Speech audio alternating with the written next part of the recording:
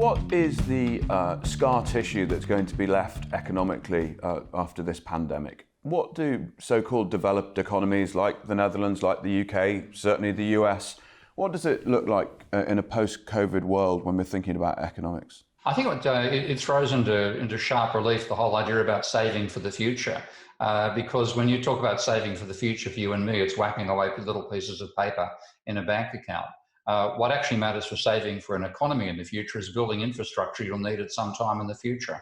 Now, the whole obsession with austerity that Cameron was responsible for, saving for a rainy day, well, there you are, the rain's falling and you guys haven't got a roof because you decided it was too expensive to fix it.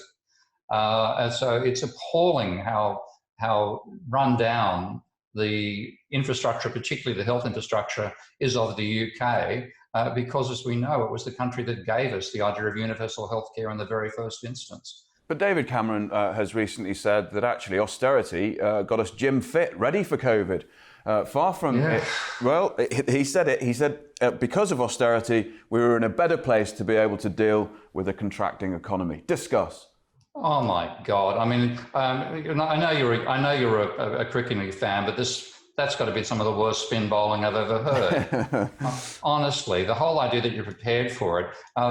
What is going to happen after it, of course, is a massive need to focus on rebuilding the excess capacity that's never built into the system in the first place. It used to exist back in the days when the NHS was first formed.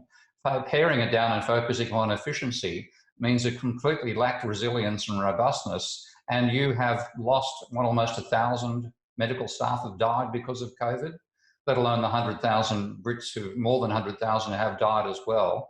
It's an appallingly bad exercise, and if it didn't cause an enormous soul searching, there'd be something wrong. And I think there will be something wrong because they're going to try to ignore it and go back to business as usual afterwards. So this should be a real wake-up call. You have to build infrastructure, and for crises like this, you can't rely upon just on the private sector. Get the private sector to do the innovation, the invention and so on, sure. But in terms of building the physical facilities, you need the state to be in there with the excess capacity that it can carry, whereas private organisations can't afford to run such a large level of overcapacity at a loss. Brings us right to the crux of the matter, doesn't it?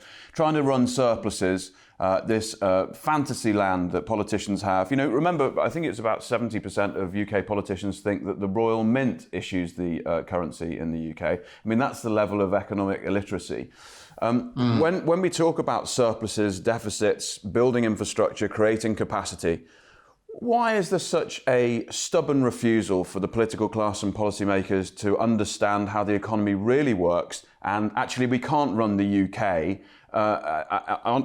with a surplus in this neoliberal, lean kind of way, thinking that it is a whole country, thinking it's a private enterprise. Yeah, I mean, it comes back to economics, economic theory. I mean, most of your politicians are victims of a degree in philosophy, politics, and economics, where they get 1 or 2 years of economics if they're unlucky.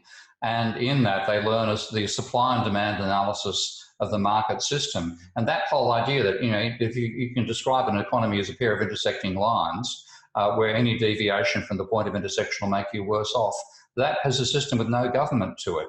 So quite automatically, and an anti-government, because government's what displaces you from the point where the two lines intersect, and that, of course, is a nirvana.